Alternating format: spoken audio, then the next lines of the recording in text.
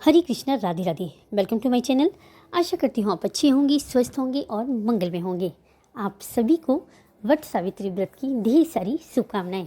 और आज इस वीडियो में मैं आपके लिए लेकर आई हूँ वट सावित्री व्रत कथा। बहुत ही सुंदर है, पावन है, पवित्र है, फलकारी है। बड़ी मन भाव से सुनिएगा। कहते हैं व्रत में हमें कथा अवश्य सुननी चाहिए। देखो, किसी वजह से अगर व्रत ना रख पाओ तो पूजा करके ये कथा अवश्य सुने। आपकी जो भी मनोकामना है जरूर पूर्ण होगी। आइए कथा सुनते हैं। पहले एक जयकारा लगाते हैं। बोली लक्ष्मी नारायण भगवान की जय। बोली शंकर पार्वती मैया, कार्तिक संग गणेश जी की जय। वृंदावन बिहारी लाल की जय। जय गणेश गिरिजा सुमन, मंगल मूल सुजान। कहते अयोध्या दास तुम देव अवे वरदान। बोलो गणेश जी महाराज की जय। आइए कथा सुनते हैं। भद्र देश के एक राजा थे जिनका नाम अश्वपति था। भद्र देश के राजा अश्वपति की कोई संतान न थी। उन्होंने संतान की प्राप्ति के लिए मंत्रोच्चारण के साथ प्रतिदिन 1,00,000 आहुतियाँ दी। 18 वर्षों तक यह क्रम जारी रहा। इसके बाद सावित्री देवी ने प्रकट होकर वर दिया कि राजन, तुझे एक तेजस्वी कन्या पैदा होगी। सावित्री देवी की कृपा से जन्म लेने के कारण से कन्या का नाम सावित्री रखा गया। कन्या बड़ी होकर बेहद रूपवान थी। योग्य वर न मिलने की वजह से सावित्री के पिता दुखी थे। उन्होंने कन्या को स्वयं वर तलाशने भेजा। सावित्री तपोवन में भटकने लगी। वहाँ साल्व देश के राजा धुर्मसेन रहते थे। क्योंकि उनका राज्य किसी ने छीन लिया था, उनके पुत्र सत्यवान को देखकर सावित्री ने पति के रूप में उनका वरण किया। ऋषिराज नारद जी को जब यह बात पता चली तो वह राजा अश्वपति के पास पहुँचे और कहा कि हे राजन, यह क्या कर रहे हैं आप? सत्यवान गुणवान है, धर्मात्मा है और बलवान भी है, पर उसकी आयु बहुत छोटी है। वह अल्प आयु है। 1 वर्ष के बाद ही उसकी मृत्यु हो जाएगी। ऋषिराज नारद जी की बात सुनकर राजा अश्वपति घोर चिंता में डूब गए। सावित्री ने उनसे कारण पूछा तो राजा ने कहा, पुत्री, तुमने जिस राजकुमार को अपने वर के रूप में चुना है वह अल्पायु है। तुम्हें किसी और को अपना जीवन साथी बनाना चाहिए। इस पर सावित्री ने कहा कि पिताजी, आर्य कन्याएं अपने पिता के पति को एक बार ही वरण करती हैं। राजा एक बार ही आज्ञा देता है और पंडित एक बार ही प्रतिज्ञा करते हैं और कन्यादान भी एक ही बार किया जाता है। सावित्री हट करने लगी और बोली, मैं सत्यवान से ही विवाह करूंगी। राजा अश्वपति ने सावित्री का विवाह सत्यवान से कर दिया। सावित्री अपने ससुराल पहुंचते ही सास ससुर की सेवा करने लगी। समय बीतता चला गया। नारद मुनि ने सावित्री को पहले ही सत्यवान की मृत्यु के दिन के बारे में बता दिया था।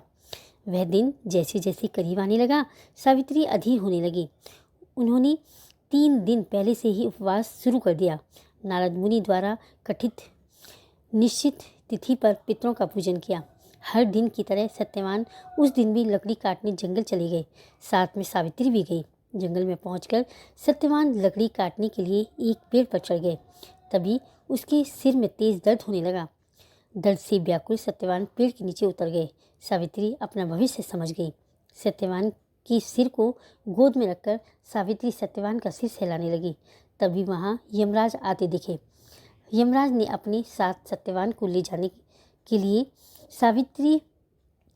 लगी। सावित्री भी उनके पीछे पीछे चल पड़ी।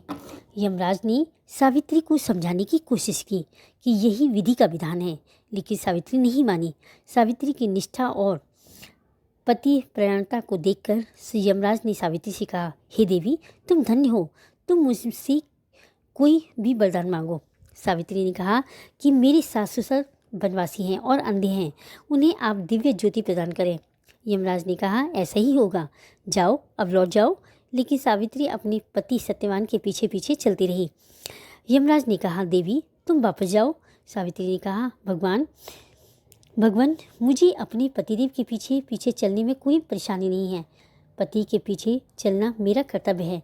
यह सुनकर उन्होंने फिर से उसे एक और वर मांगने के लिए कहा। सावित्री बोली, हमारे ससुर का राज्य छिन गया है, उसे पुनः वापस दिला दें। यमराज ने सावित्री को यह वरदान भी दे दिया और कहा कि अब तुम लौट जाओ। लेकिन सावित्री पीछे पीछे चलती रही। यमराज ने सावित्री को तीसरा वरदान मांगने को कहा। इस पर सावित्री ने 100 संतानों और सौभाग्य का वरदान मांगा। यमराज ने उसका वरदान भी सावित्री को दे दिया।